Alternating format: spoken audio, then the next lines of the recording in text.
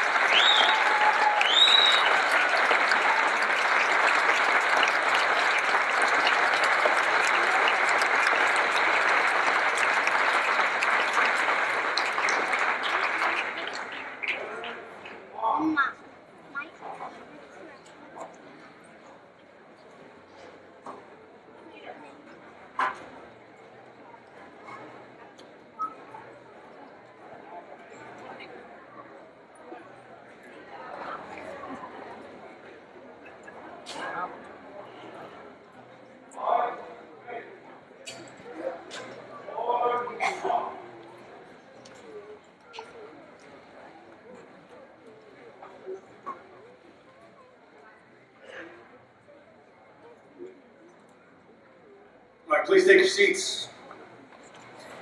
And thank you. That was the Bourne High School Alumni Chorus. Let's give them another round of applause.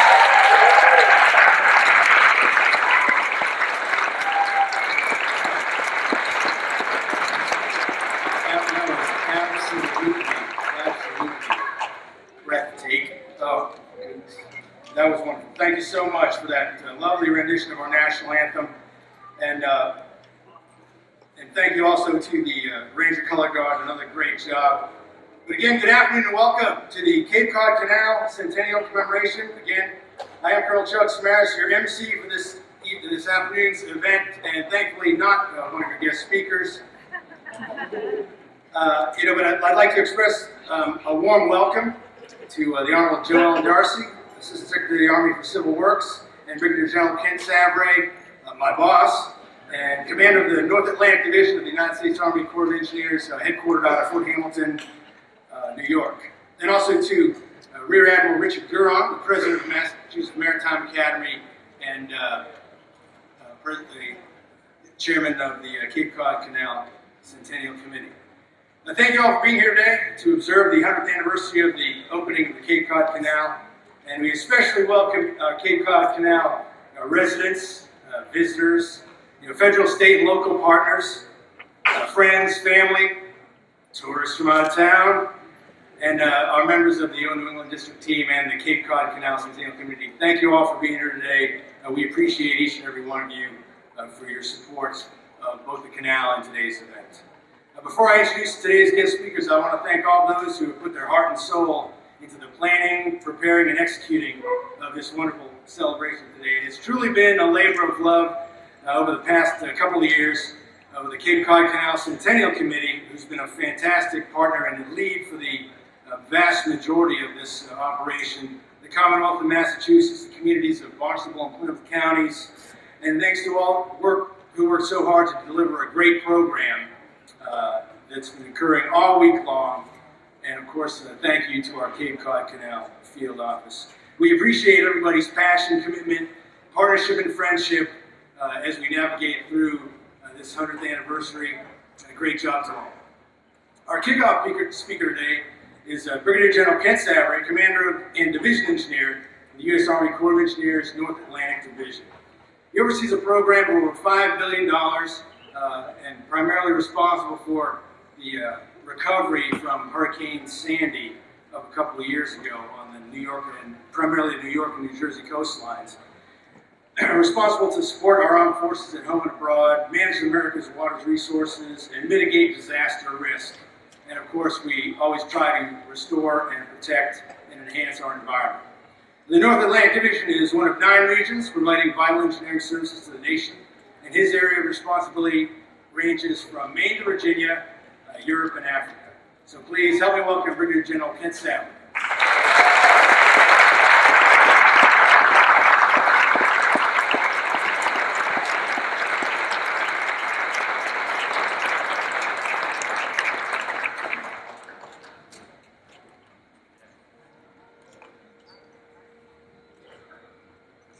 Hey, well, good afternoon.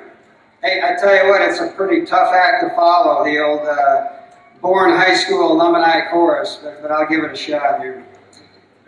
Miss Darcy, Rear Admiral Gurdon, distinguished guests, members of the Cape Cod Centennial Committee, and friends of the Bay State and Cape Cod Canal.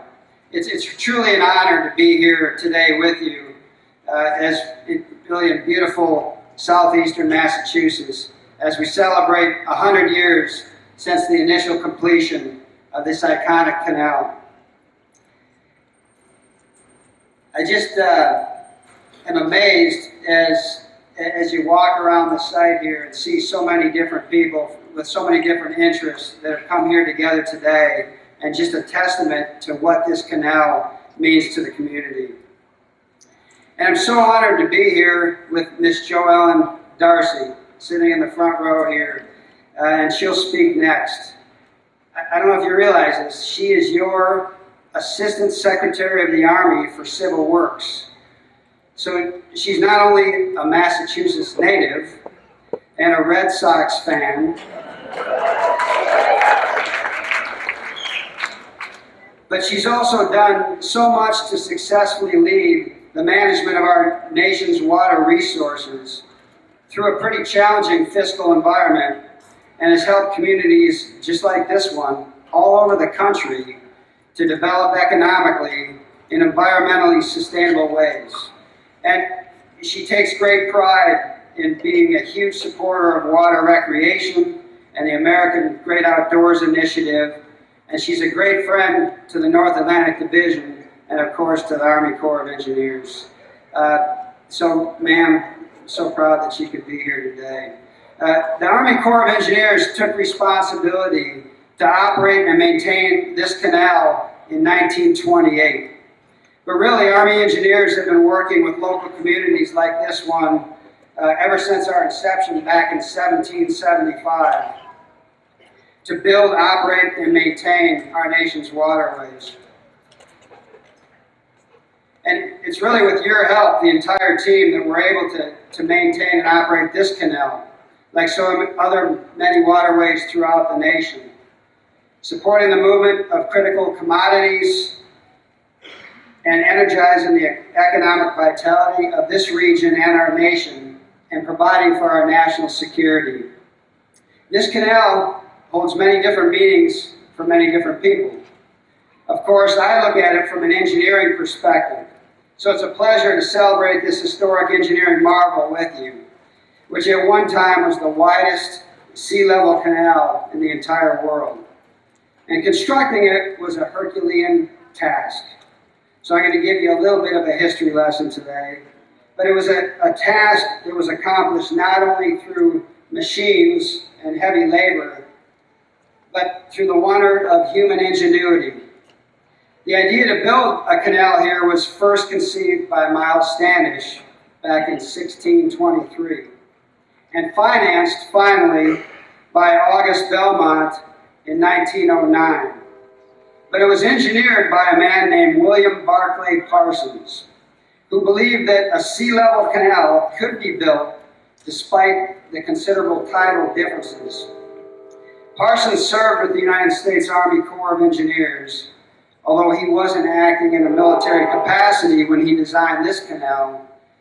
He was really acting on principle, on behalf of civil and maritime engineers everywhere, to prove that a canal without locks could work in this region and between Cape Cod Bay and Buzzards Bay, where high tide cycles are several hours apart. It's a pretty interesting story. You see, Parsons served as a consultant for the construction of the Panama Canal. And he had recommended that a sea-level canal route be constructed across Nicaragua rather than a lock and dam system across Panama. But his advice wasn't heeded. So when he was given the chance a few years later to design this canal, he jumped at the opportunity. Not only would he be able to prove his notion about the prospect of a sea-level canal and its benefits, such as the fast current's ability to reduce ice formation and cut down on maintenance dredging, benefits that some of you probably hadn't thought about before. But he could unveil his success before the completion of the Panama Canal, and interestingly enough, he beat the Panama Canal by 17 days. So today, the Cape Cod Canal, created by a motivated engineer, is a national treasure. And it's a monument to truly inspirational engineering work the world over. America is a nation of creators, of designers, of entrepreneurs, and of engineers. We are a nation that pulls ourselves up by our bootstraps and faces any challenge, and we're a maritime nation with a proud history of using our waterways to transport our goods and safeguard our way of life. So what happened 100 years ago still inspires Americans today who are making improvements to our waterways across the nation and keeping our nation competitive. So let me reaffirm the United States Army Corps of Engineers' commitment to the operation of this canal.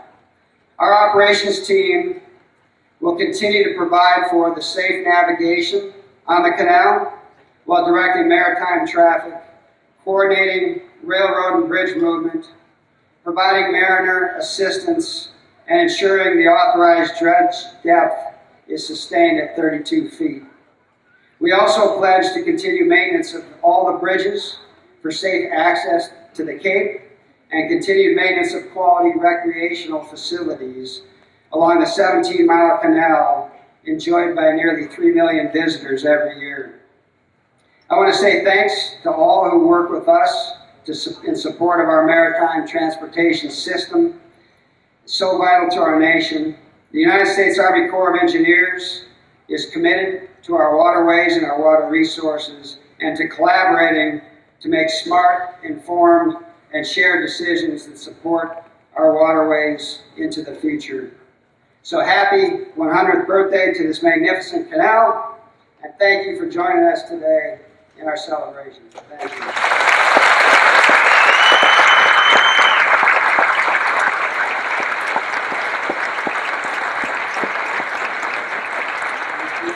Thank you, Peter General Savard. And, for 239 years, the United States Army and the United States Army Corps of Engineers have been supporting the nation's needs during peace and war. And supporting the needs of the nation is part of the job, the big part of the job for our next speaker, the Honorable Joe Ellen Darcy, Assistant Secretary of the Army for Civil Works. Secretary Darcy provides policy direction and supervision for the Department of the Army functions relating to all aspects of the U.S. Army Corps of Engineers Civil Works program. These responsibilities include critical programs for the development of the nation's water and wetland resources, flood risk management, federal navigation, and shoreline protection. And probably most importantly, she hails from Fitchburg, Mass. And is a proud graduate of Boston College. Go Eagles. So please welcome Secretary Darcy.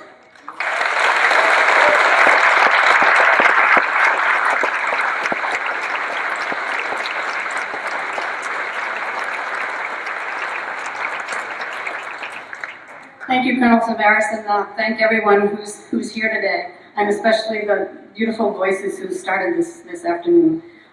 They're gonna, I'm just telling you right now, get the loudest round of applause, so I'm not even competing here. But again, thanks everybody for being here. For me, it's coming home. Some friends and my family are here with me today, and this is the best part of my job. Coming home and also seeing the great work of this agency that I have the privilege and the honor to head. And it's also a great testament to this Army Corps of Engineers. As Colonel Samara said, the Army Corps of Engineers is part of the Army. The Army celebrated its 239th birthday in June on the 14th, and the Army Corps of Engineers is 2 days younger than the big Army. So we're the baby, but we're the biggest. George Washington thought that the engineers had a value to this nation when he looked at the Engineer Corps and said, we need you to help move the navigation of this country. And he's right, and we've been doing that for the last 239 years.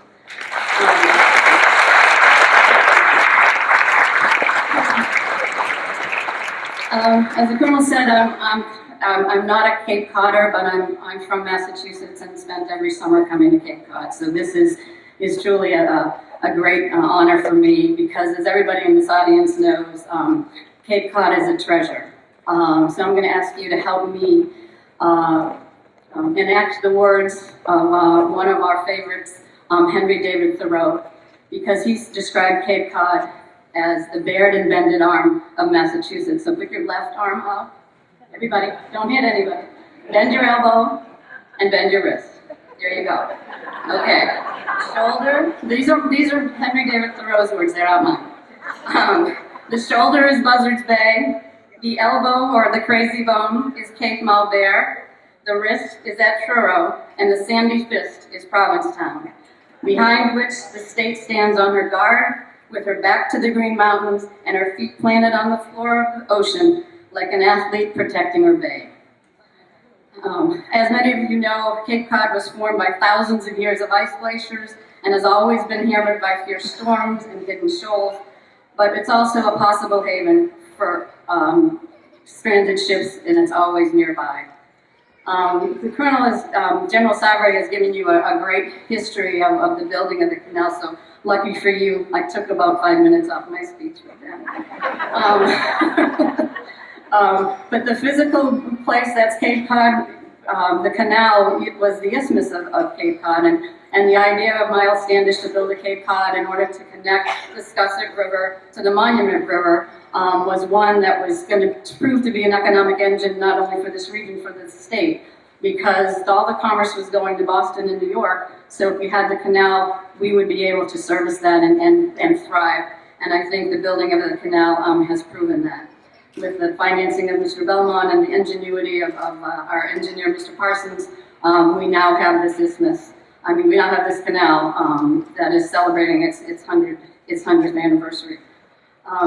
We also, after the Army Corps of Engineers took over the canal in 1928, one of the reasons was because there had been a great deal of there was some downturn in commerce, there was some danger within the canal, and then in 1918,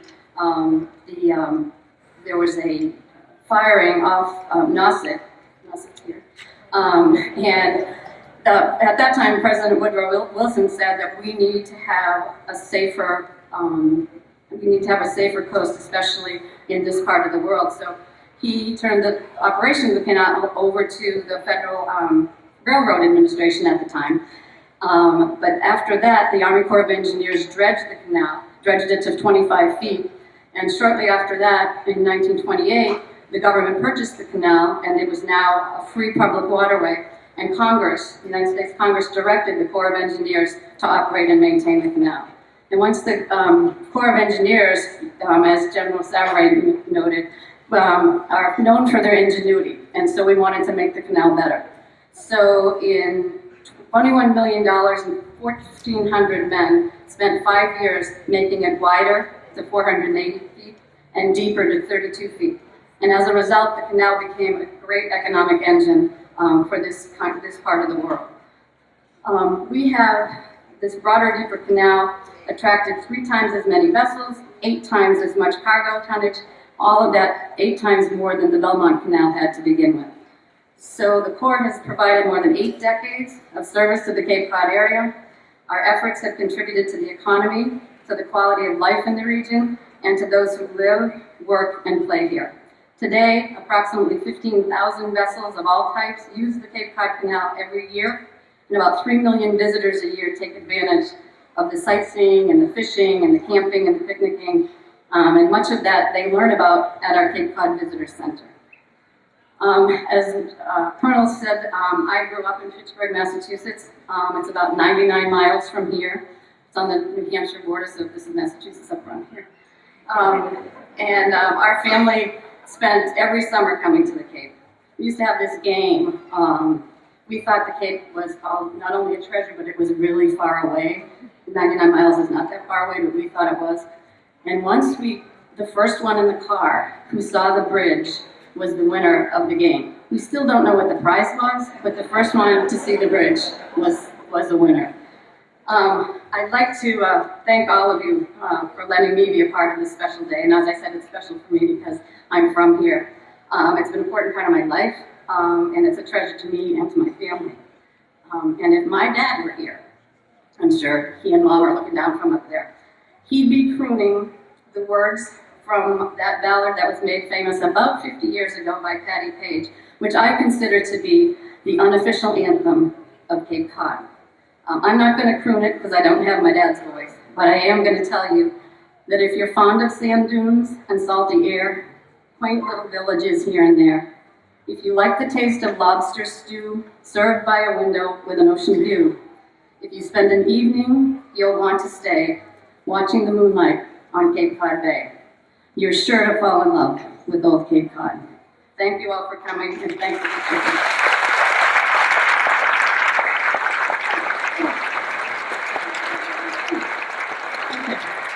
One more thing.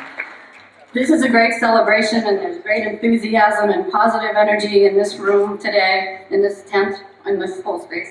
And, if we could all take all of that and channel it. That's all.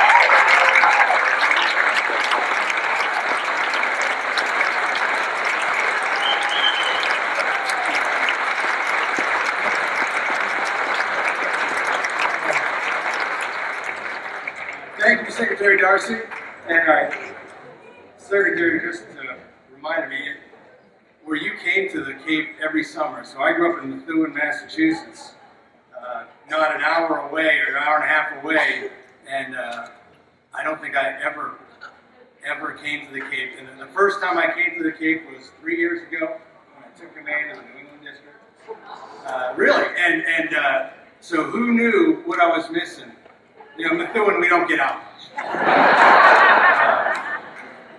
It makes me think the canal is one of the tourist destination locations with great recreational facilities, recording about 3 million through the canal every year.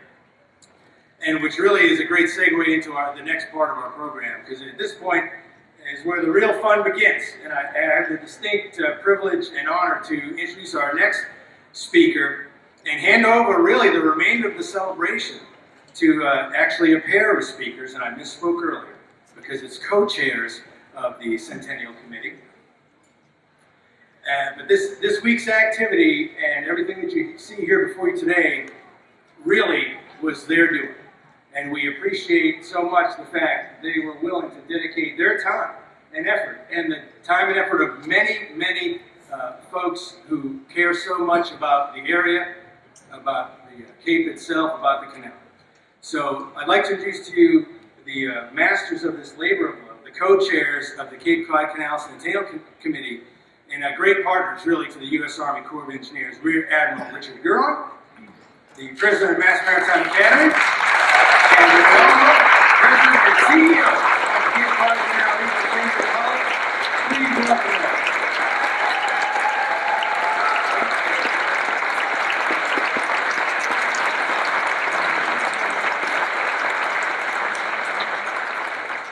Welcome to the 100th anniversary of the opening of the Cape Cod Canal, the event that should have changed the name of this place from Cape Cod to Cape Island.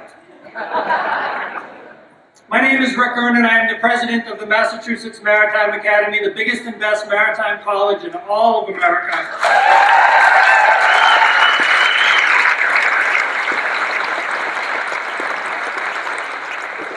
Or as kids know us, boats are us. And I'll be your host for this portion of the program. On behalf of the hundreds of volunteers who made this celebration possible, thank you for coming. Before we start, I'd like to read a letter from the President of the United States, courtesy of the good efforts of our own Congressman Bill Keating, who lives just down the canal here in Bourne. The White House, July 28, 2014. I am pleased to join in celebrating the Cape Cod Canal Centennial. Since our nation's earliest days, the American people have united a passion for discovery with a capacity for ingenuity to tackle the challenges of the time and expand opportunity. In 1914, bold, determined individuals applied this spirit of innovation to directing the waters of Cape Cod. Centuries in the making, the Cape Cod Canal fueled economic progress, promoted safety and travel, and used emerging technologies to solve a long-standing problem. Today, it supports countless recreational and commercial activities in New England and serves as a symbol of American achievement. I wish you the very best as you mark the Cape Cod Canal Centennial celebration. May this special anniversary offer a reminder of the obstacles we have overcome as a people and challenge us to shape the currents of history in our time. Barack Obama, President of the United States.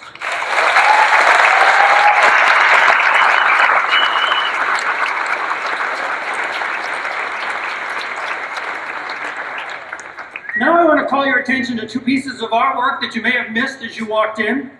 One in the back, my right, is a mural of the Cape Cod Canal, designed, painted, and assembled by Lauren Freed, right here in the front row. Put your hand up, Lauren. She and her organization of homeschooled kids here on the Cape. This project was intended to give the students an experience in designing and creating a major public art piece with all of its creative and technical aspects.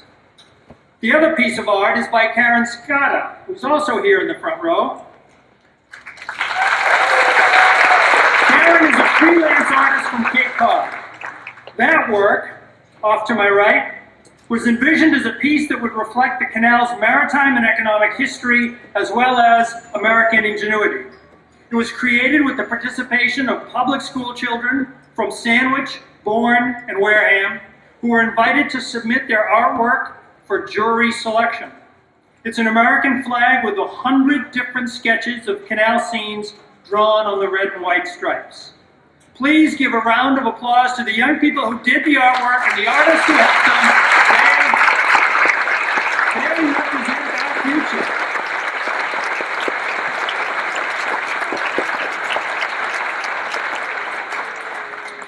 Speaking of future, we will soon hear from the Cape Festival Youth Orchestra, who will be taking their positions behind us as we speak. They are the real stars of the show today. We're sure you're going to love their performance. They are our top local musical talent, and for the past 3 days, they've been hard at work on their performance.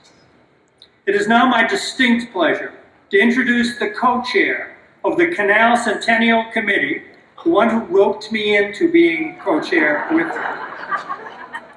All I am is a piece of uniform here. She is the real horsepower behind getting stuff done. And my very good friend, Mrs. Maria Leo.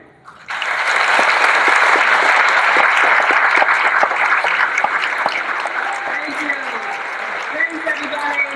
Welcome, everybody. I have to say, Madam Assistant Secretary, that Red Sox scene, you said you didn't want to you couldn't compete with us. You did. That was the best. That was a good line. We have to channel our energy, and that was great. So good for you. Ladies and gentlemen, many of you know who I am, but you might not know about the Cape Cod Canal Region Chamber, but we're so fortunate to be located right down the street from the Mass Maritime. We're next to the railroad bridge. We're right next to the canal, so you couldn't ask for a better location for the Canal Region Chamber. And we're dedicated to economic development and tourism, and we really care about the community. I have to say, from a personal note, that my grandfather immigrated to Sagamore Village in Bourne, because he wanted to work on the canal. He was a mason, and a lot of Italians came into Sagamore Village to work on the canal, and they also worked on Keith Car Works, was to build railroad cars, wooden railroad cars. So I grew up in Sagamore Village, and it was a great place to grow up. And yes, I learned how to play bocce. I'd love to play bocce, and I was able to hang out at the Marconi Club. But it was a men's club only, so women were never allowed. But I had connections. My father was president, and I was 8 years old, so it kind of worked out for me. But if people ask me what the canal means to me, what I tell them, that it's about history, perseverance, it's about courage, and it's about leadership, because projects don't happen by themselves. They only happen if people are willing to take risks. So August Belmont, and I saw him walking in here. Can you stand up, August Belmont? I know you're here somewhere. On my left, on my left, on my left. and is this your lovely wife, or, okay, I wasn't sure, because I danced with you at the gala, and I wasn't sure, exactly if that was okay. But anyway, the gala was a fundraiser for the Canal Centennial, but welcome August Belmont. He's about 140 years old, he looks pretty good. But he decided to finance this because he financed the New York subway, and he figured, oh, I can do this is a piece of cake. But there were many failures along the way, many unanticipated massive boulders, many deaths, and there was lack of funding also towards the end. So the U.S. Army Corps of Engineers had to take over. But the important thing is that he didn't give up, and that's what leadership's all about. And I'm just going to quickly tell you about Main Street Buzzards Bay for those of you who might not be familiar with it, because that's about leadership also. Projects only happen if people are willing to take risks. So I think Bourne's downtown is undergoing epic proportions. We have the successful Cape Flyer tourist train operated by the Cape Cod Regional Transit Authority. That has led us to work on commuter rail, and you're going to see commuter rail in the next couple of years. We have a proposed hotel and conference center on the canal that's coming up, a new sign and facade program, a streetscape program, and we have we have amenities that no other place has. We have the wonderful Cape Cod Canal, the railroad bridge, the railroad station, the town park on the canal. We got the Mass Maritime Academy, 6 in the country, and we have one of them right here, under the best leadership, of course. We have the National Marine Life Center, and this is what leads us to having a successful Main Street. So this type of change leads us right back to the canal, that brings us all together to enhance the canal region as a destination and a place of pride. So I'm proud as a lifelong resident to be here today to celebrate this momentous occasion. Okay, I'm going to take a few minutes to recognize some people who, without their help, we wouldn't be able to do it. Susan Wentworth, our managing director, and Diana Scoparini. They really worked hard. Susan came in, we believed for about 3 years, and they came in about a year and a half ago, and she really energized and led us to where we are today. So thank you so much, Susan. You did a great job. You're supposed to stand. Come on, stand up. And by the way, when I recognize you, if you can please stand, I'd appreciate it. I'd like to recognize the select people in Bourne, Sandwich, and Wareham. If you could stand so people know who you are, I'd appreciate that. Come on. I see them saying no. Come on, you know who you are. And we want to say thanks to the police, the fire, the DPW, the Harbor Masters, the Coast Guard, and the U.S. Army Corps of Engineers for helping us all out. We couldn't have done it without your help. And also, we have many organizations work with us. The Cape Cod Chamber, the Sandwich Chamber, the Onset Bay Association, the Plymouth County Development Council, and the Cape Cod Canal Region Chamber Board of Directors, who supported it and supported me helping out with the Centennial. So they did a great job. And all the Centennial chairs that are here today and volunteers, over 60 volunteers, working for the past 3 years, a big thank you to all of you, and you should be recognized.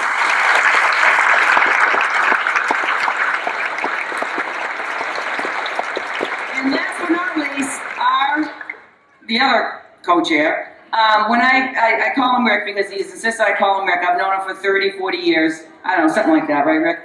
And I called him up. I said, look, I just want to use your name and your clout. It's just honorary. You don't have to really do much. And I was just going to say, that was a bald-faced lie. That was a lie, and I knew it. And anyway, he of course, he said yes. But he always says, Wilco. And if you don't know what that means, it means we'll comply. So during this 3 years of emails back and forth, that's all he would say, Wilco, Wilco, Wilco. I don't think he said no once.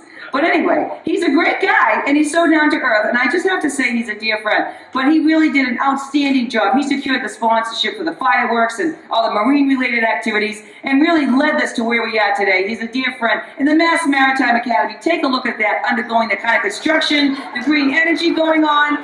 Fantastic. Thanks. Right? Okay.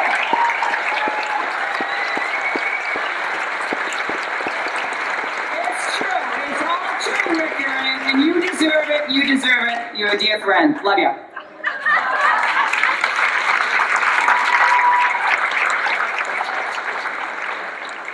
Thank you, Marie. Now, people think of the bridges, those 3 iconic Art Deco metal structures that actually suture the island of Cape Cod to the mainland of Massachusetts, as the gateway to their destination. The fact of the matter is that what's under the bridges is the best vacation they could ever have. It is now my pleasure to introduce the conductor of the Cape Festival Youth Orchestra. They are truly a spectacular group of talented young musicians from our area. This is Joan Lander.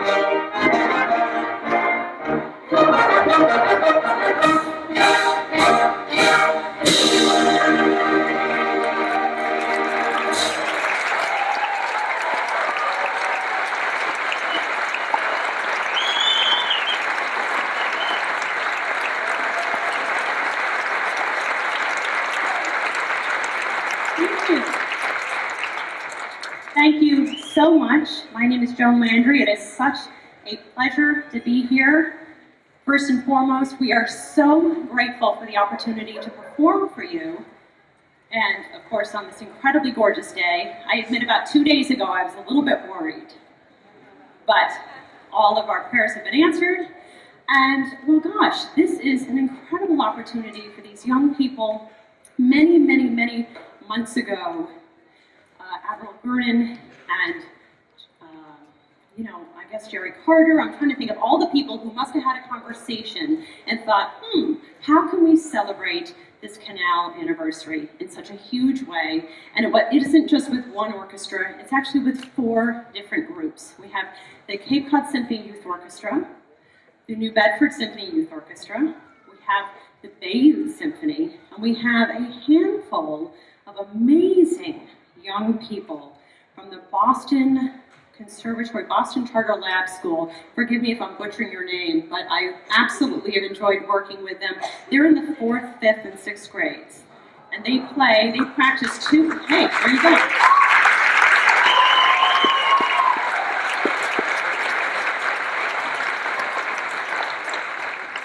They're part of an amazing nationwide, if not worldwide, El Sistema music learning. At this point, it's not even an experiment anymore. It's a proven, amazing program. They practice for about 2 hours a day. And so they've done an incredible job here. We have a wonderful program for you. I am sharing the podium with a wonderful conductor from the New Bedford Youth Symphony. And in choosing the program, we chose the very festive Verdi. But then what could be more perfect than water music, right? Yes? Yes? Okay, wonderful. We have water music and our next conductor, Maestro Tobias Monti.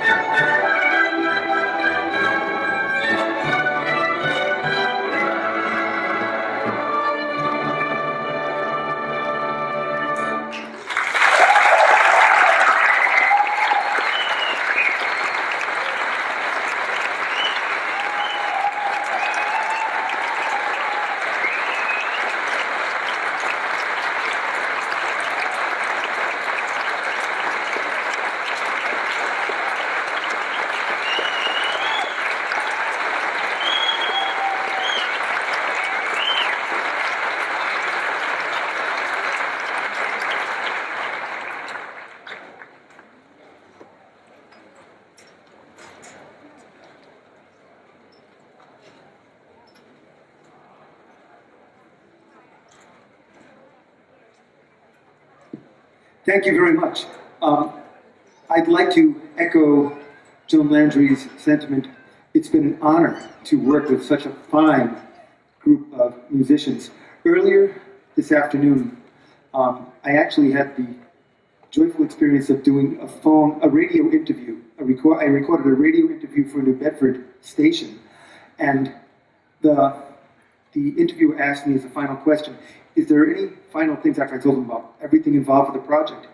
And I told him the most meaningful thing to me is having the experience of working with the finest, most motivated students of the high schools on Cape Cod and southeastern Massachusetts. I mean, these kids go out of their way to come on off hours to rehearse. The New Bedford groups rehearses every Saturday morning from 9 to 12. They give up their Saturdays from September to May, Saturday mornings. The other two groups rehearse on weeknights and then they do their homework after the rehearsal, I'm sure into the wee hours. So they give up a lot of their time. So the bottom line is, Joan and I get to work with the most motivated and the best of this entire part of the state. I feel eternally grateful for this opportunity.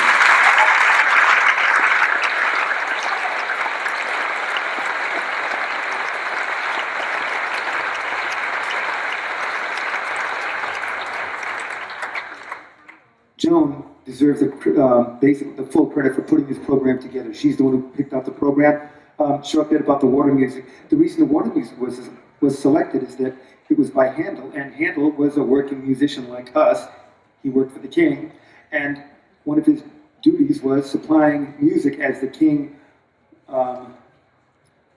watered down the canal on his royal barge, the musician's barge, like musicians followed in the back, played music. The piece you just heard was written for a gig. We'd like to continue. It is what it is. I'd like to hand the program back to my colleague, Ms. Landry.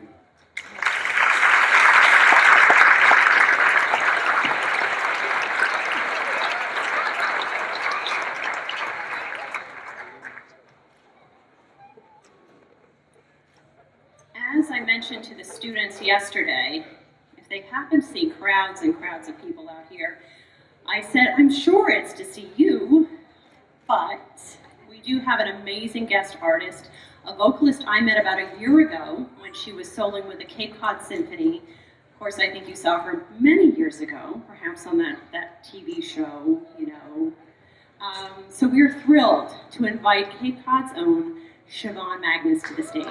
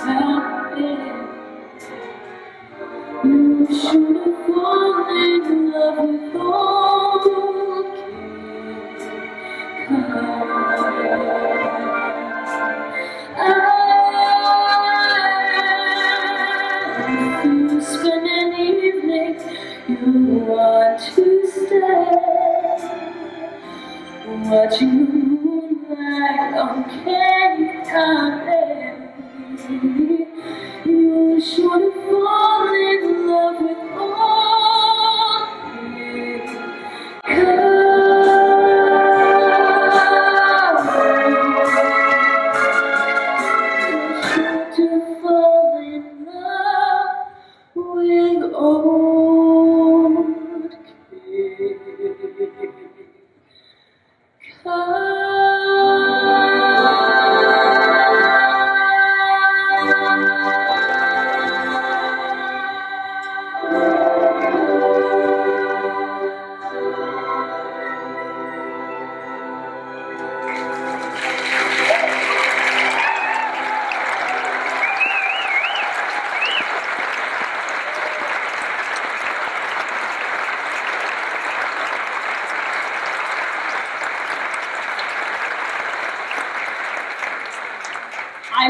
thank you, but we know who you're clapping for, so okay. Siobhan, I have to admit, months ago, when I talked to people about the program, and I said, well, Siobhan Magnus is going to sing Old Cape Cod, their jaws dropped. And they think of you as rock and, all that. You look lovely tonight. I expected you to be in rhinestones and feathers, and I didn't know how you would come out. But you actually, you did this also with the Cape Cod Symphony. This is sort of your song, or a song that you're very familiar with now, yes? Yes, I was fortunate enough to actually have Patty Page's blessing to record it before she passed away. And very sweet lady. Last spring I put it out as a single to raise money for charity that we started for the Challenge Day anti-bullying program. So. Fantastic, fantastic. I admit, I did take a peek at your website and I saw that, the LP little like logo there with it. And I thought, okay, she really does love this song. She doesn't just do it with us, So I'm looking for music from 100 years ago to somehow incorporate into this program, and 101 years ago, so don't be too tough on me. Danny Boy was published, and it's the configuration we know it as. It was, of course, a tune for many years before that, and so it's a gorgeous, gorgeous song, and it is not necessarily Irish, as somebody reminded me. It is from the UK, it's British, yes, thank you, Tony, over there. Somebody who happens to be British, he reminded me of that today. So, does this song mean something to you? It's one of your favorites, I know, it's one of mine, and we were joking, I was saying it just opens the heart, doesn't it? Yes, it does. Yeah. And I would love to say, to share with you that I think of my late father when I sing this song, so apologies if it's hard to get through, but it's an honor to sing it, especially with these guys.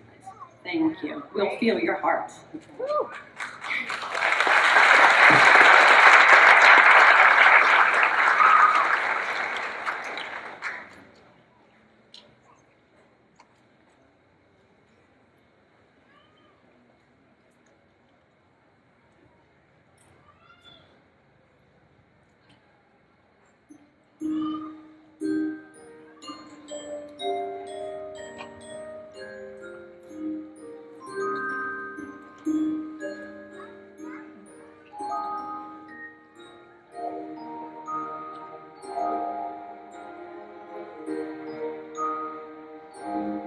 Danny boy, the pipes are calling, from glen to glen and down the mountainside. The summer's gone and all the roses falling. 'Tis you, must go and I must ride. But coming back with songs in my meadows, or when the valleys hush and white with snow, 'tis I'll be here in sunshine or in shadow. Oh, Danny boy, I love you so.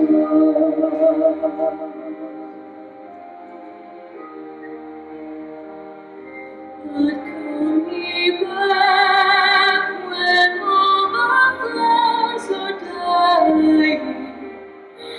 If I am dead, as dead I will make you.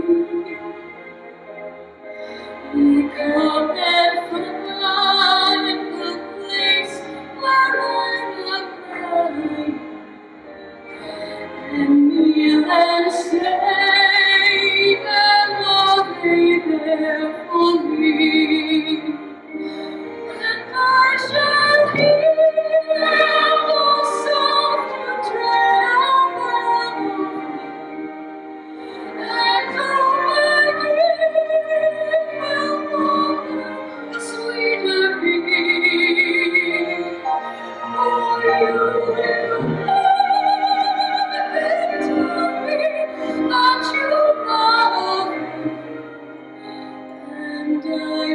Sleep in peace until you come to me.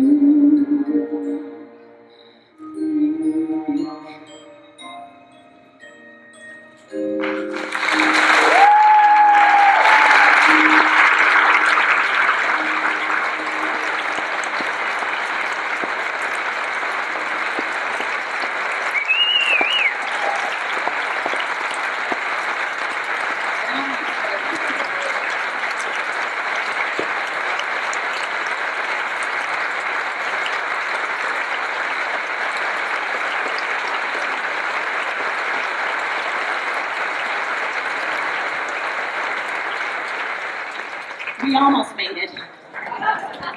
We almost made it. I have these moments on the podium, I have all these kind of strange things to do, like to chomp down on my tongue or to think about something else or something, and then I just, sometimes it doesn't work. But my back is faced to the audience, so it's a little different. So moving on to our next song. Honestly, when I chose the song and you agreed to the song, God Bless the USA, I was a little bit nervous, this being the end of July, and I figured, well, we're going to be kind of, I don't know, a little over the whole patriotic theme, but I don't know where you were on July 4th, but I sort of didn't get a July 4th this year, right? We had a hurricane here. Yes. So I think the crowds will be even bigger for tonight's fireworks, and yeah, we just didn't have it. So we'll have our patriotic celebration today. Yes. One of your favorite songs, or is it a new song? What's your relationship like with it? I've never performed this song before. Hey, okay. But I sure can appreciate it for many, many reasons. Mm-hmm. I'm about to have to take 2 airplane flights, and so today that's why I feel most proud to be an American, because I can, and it's safe, and God is watching out for me, so. Absolutely, Yes. absolutely. Very relevant.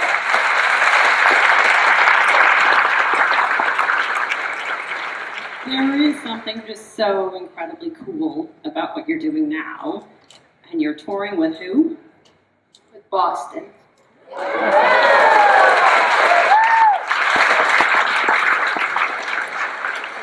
Gosh, can you take us with you?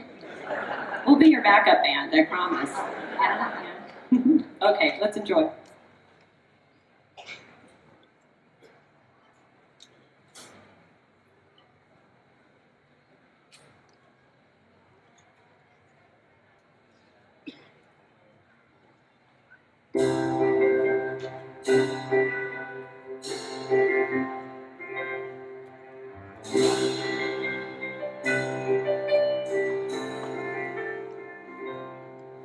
If tomorrow all the things were gone, worked for in my life, and I had to start again with just my children and my wife, I would thank my lucky stars to be living here today, 'cause the flag still stands for freedom, and there is no more to say. And I'm proud to be an American, where at least I know I'm free. And I won't forget the men who died to give that gift to me. And I'll run next to you and better you today. 'Cause there is no time without this love. God bless the USA.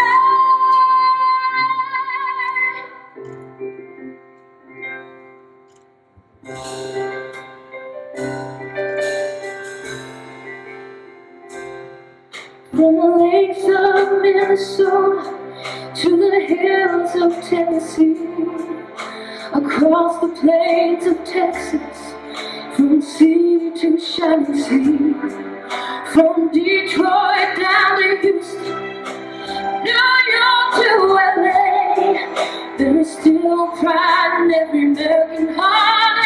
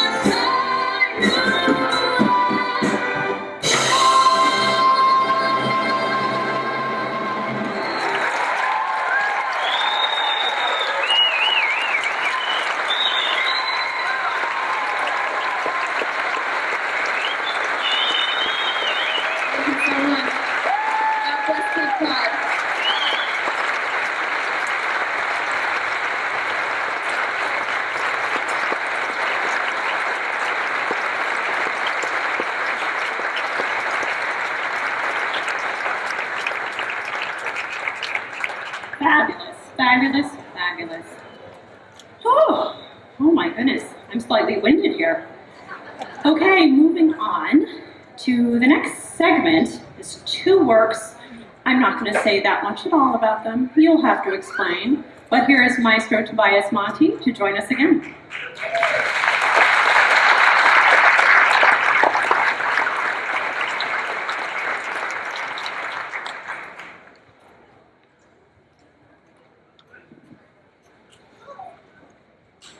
This next tune that we're going to do, you're probably wondering, why is this on a Centennial Anniversary program?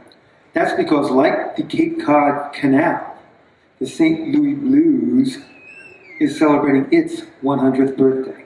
Most people are familiar with the version that made popular by Glenn Miller, the St. Louis Blues March in the 40s, when he was director of the Army Air Force Band. And this one, is the arrangement we're going to do now for you is more true to the original W.C. Handy bluesy type thing.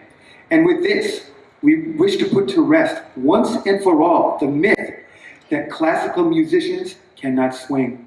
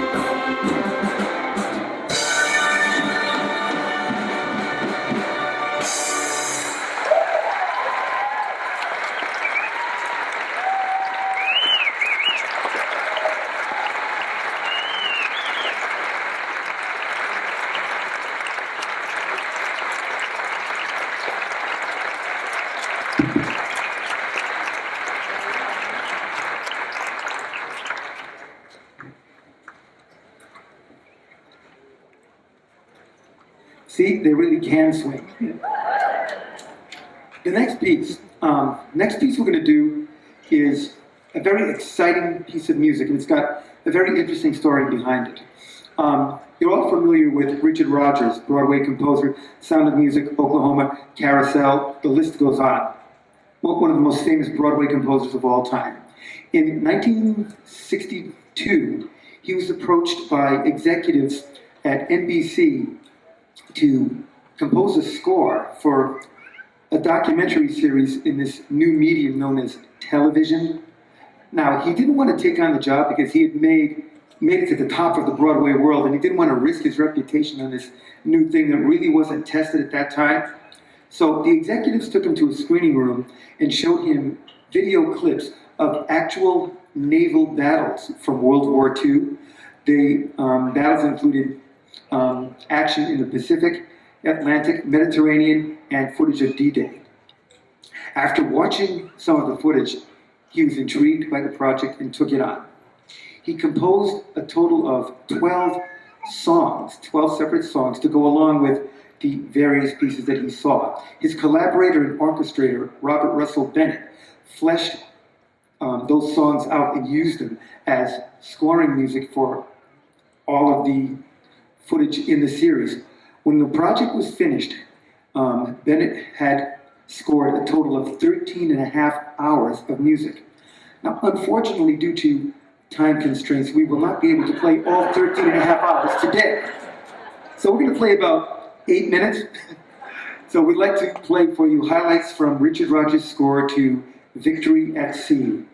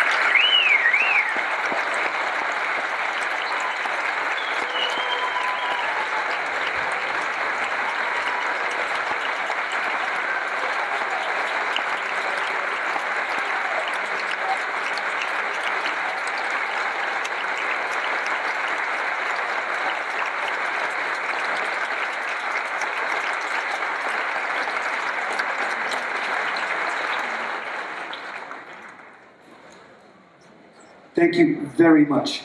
To wrap up our wonderful program with the final two pieces, my colleague, Ms. Joan Landry.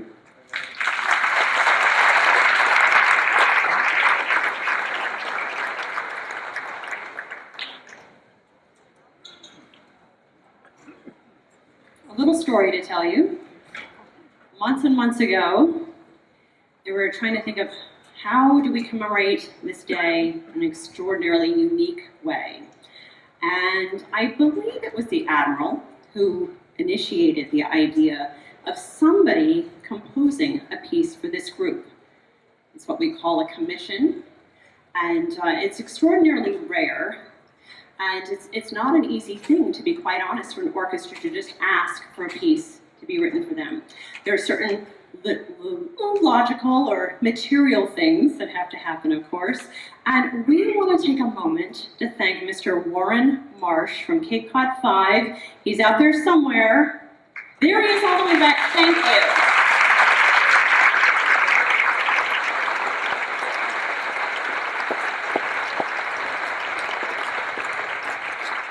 Warren shared our vision, and he really truly made it happen. And so this is an extraordinary moment for you, but to be perfectly honest, an extraordinary moment really for the last 3 days for the young people on this stage. I don't know if you've known, but we've been staying at the Mass Maritime Academy since Sunday night, and it has been wonderful. I believe we started rehearsal yesterday morning at 8:30 a.m., of course, and we finished around 5:15 in the afternoon. Okay, so I think their eyes are open. It's pure adrenaline at this point. They might collapse, parents, shortly after the end of the concert. But this has been an opportunity for them to experience new music, music that no one's ever heard before, okay? And how would you create a piece commemorating the 100th anniversary of the Cape Cod Canal? I'm not quite sure, but we have the perfect person to fill us in on that. We have Dr. Brett Abaganya. Could he join us up here on stage? Yes?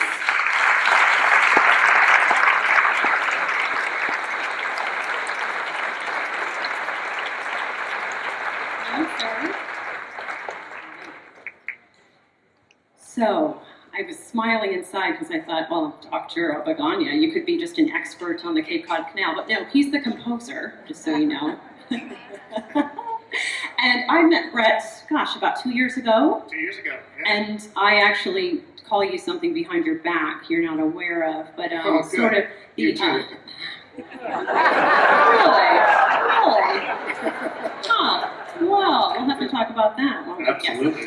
But I sort of call you the unofficial composer in residence for the Cape Cod Symphony, because you I'll have take that, yeah. you've been commissioned to write a couple of different works, right? Yes, I'm working on my 4th one right now. There you go. So I'm not going to ask. I'm not going to ask what he calls me, but anyway. So you get the phone call or the email or the text or gosh knows what, and what do you do? What do you think? Well, the first thing I did was an awful lot of research. I looked into the Cape Cod Canal story and all the history. I think I read 4 or 5 books and a doctoral dissertation from 1964. Wow, that sounds so exciting. I was just a long can't stand day. myself here. Wow. And from that story, I started putting ideas together, and I really wanted to make the piece not only relevant for the occasion, but also, of course, relevant for the orchestra and relevant for you, the audience. Wonderful. Now, I believe in as succinctly a manner as possible that it's great for the audience to know what they're going to hear. Okay, we could talk about it for hours, but we'll try to sum it up for you. You're not only the composer, but today you are the narrator. Yes, I am. Now, in our program, Representative Randy Hunt was due to join us up here, and as it turned out last Friday, he was called or summoned into session, and he did warn us about that because he has a perfect attendance record. And so we did not want to be any part of ruining that, okay? So the call went out, who better than the person who wrote the piece? But so narrator, so we have actually 5 different things you're going to say, and Yes. why did you choose what you chose? Well, you know, by now in this concert, you've already heard the story of the canal, right? So you know all of the history behind it, and you didn't even have to read 5 books for it. So congratulations. The quotes that I chose are direct quotes. I didn't add any words at all. From throughout history, the first one from 1776 and the last one from 3 months ago. From various people involved with the creation, the construction, and the maintenance of the canal. Wonderful. Now, when you described the piece for the students yesterday, one of the things I thought was great, because it's new music. It's not going to sound like Mozart or Beethoven, right? And at the beginning, it's very slow. And you might be wondering, what's going on? And you said a brilliant thing, which was the first few 100 years, they discussed the need for the canal. It didn't happen. And so you're actually describing things not happening in music. Right. Okay. Right. First couple of minutes, nothing interesting happens. Sorry, there's a horn solo. Yes. And some talking. And some talking, but... Yeah. Okay. See, it's good to hear it from the composer, you know. And then we go to a kind of slightly faster section. Yes. A bit of a dance-like kind of feel to it. Right, as the canal starts to be built and constructed. They're dancing and they're creating the canal. No, just kidding. And then to a much more brisk moment. What is that depicting? And that's the canal having been completed, and now it's actually being used, and it brings us all the way to today. Wonderful. Okay. Oh, and sorry, the title. We Yes, Through the Bent and Twisted Arm. Yes. Yeah, yes.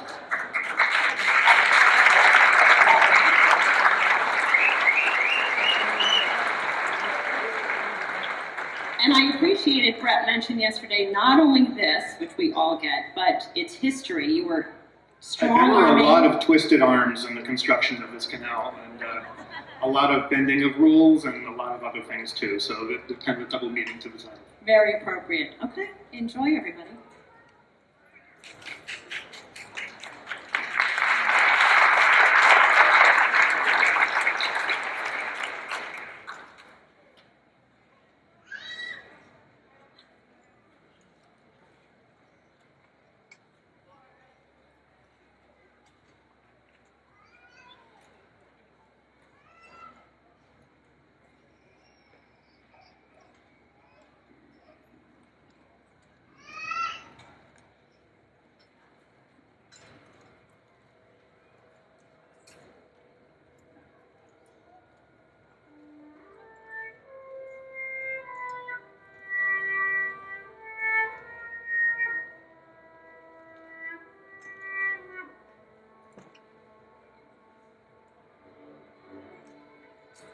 Whereas it is represented to this court that a navigable canal may, without much difficulty, be cut through the isthmus which separates Buzzards Bay and Barnstable Bay, whereby the hazardous navigation round Cape Cod, both on account of the shoals and the enemy, may be prevented, and a safe communication between the colony and the southern colonies be so far secured, the Council recommends that a committee be appointed to investigate and to hire such surveyors and engineers as would be necessary. Massachusetts Court General Council, May 1st, 1776.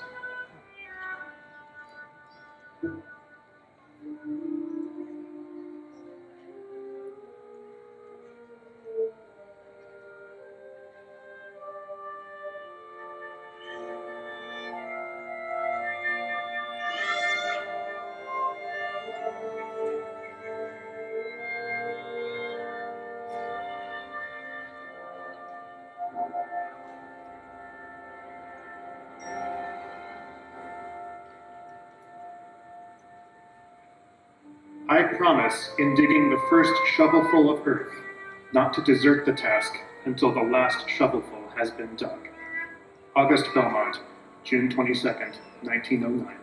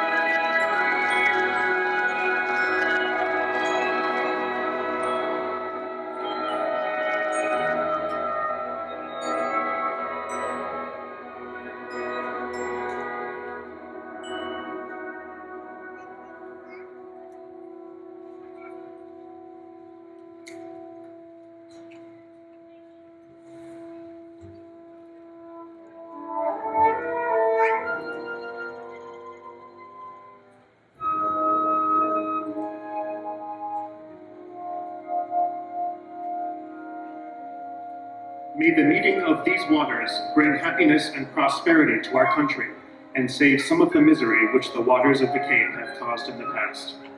August Belmont, April 21st, 1914.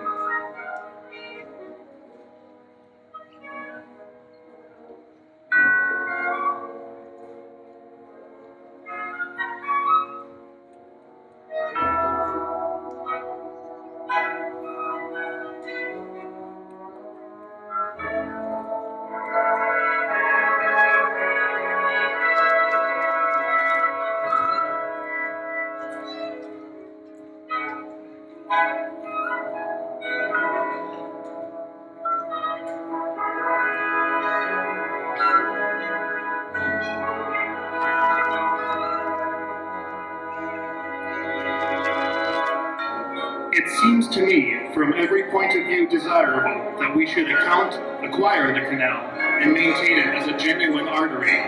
President Woodrow Wilson, 1918.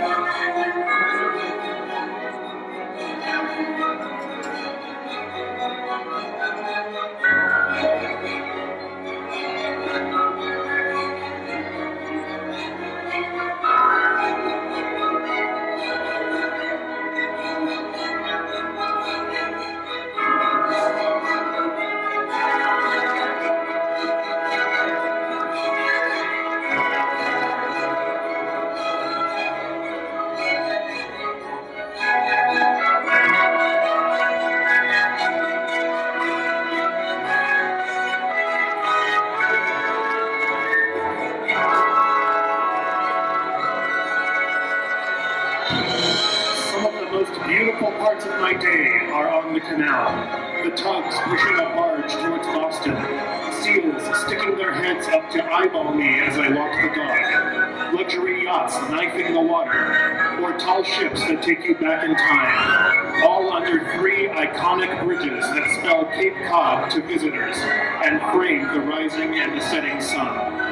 Admiral Richard Gernon, March 10th, 2014.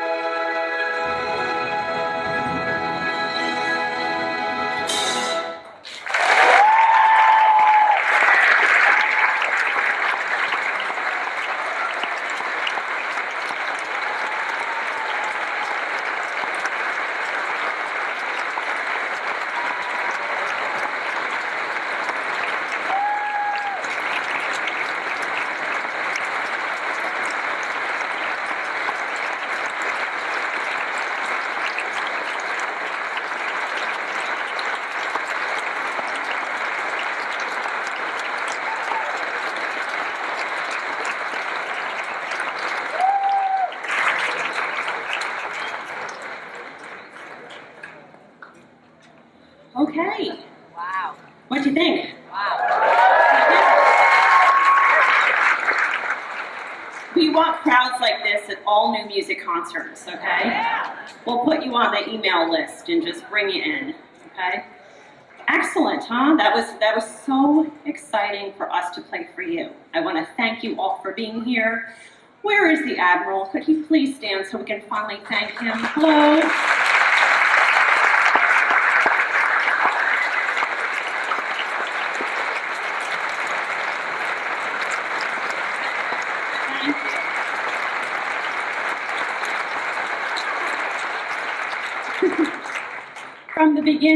from the beginning, he's just been incredible to work with.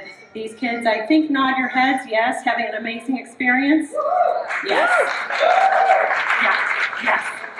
They will remember for their entire lives, I hope, and all good memories. And we've made some incredible friends. We hope we come together again. Okay, what are we doing now, folks? Some Sousa? Yes, yes, okay. Sousa in my book is always audience participation friendly, okay? You just have to watch the super loud parts and super soft, but feel free to add whatever you'd like to this, okay? And it is El Capitan. Thank you all for being here. We hope we see you again at all of our various concerts throughout the concert season. Please find us on Facebook, find us online. Thank you so much.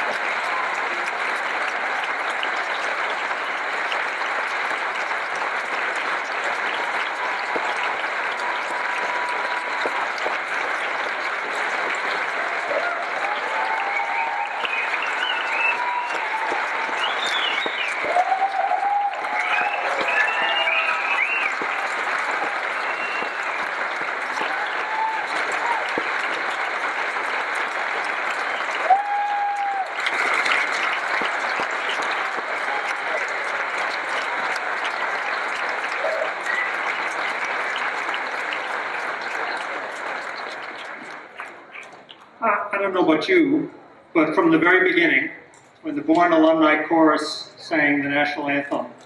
I don't think I've stood that tall in my life. When the chorus played Victory at Sea, I had goosebumps. When we heard that original composition of the Cape Cod Canal, I was truly stunned at how great it was, and I cried during the Anniversary.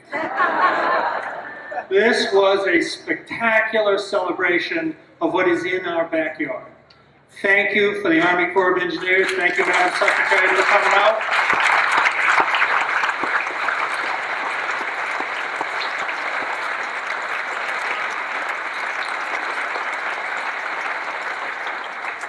I want to personally thank from someone who can't hum. This has been truly a spectacular presentation, a gift of your talent to all of these people. Thank you.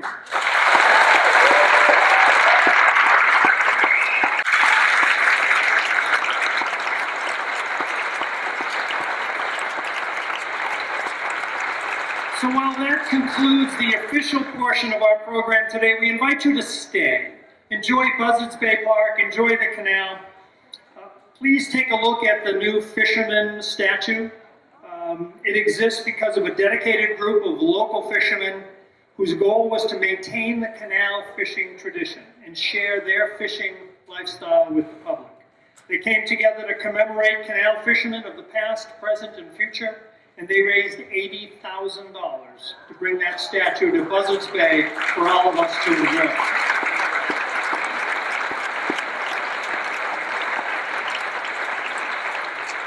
We thanked Cape Cod 5, and I want to say that 3 years ago when we started to plan and think about this, we knew we had to raise a few $100,000 to make it free for everybody. And we weren't sure we could do it because all of the stuff we talked about, parade of lights, tugboat, fireworks, we had no money for any of it. So we went looking for sponsors, and Cape Cod 5 was our first sponsor, and they gave us the encouragement to keep going. I also want to thank Stop and Shop, who is celebrating their 100th anniversary today, and you all get to eat cake. Right over there, free cake in honor of both of our 100th anniversary.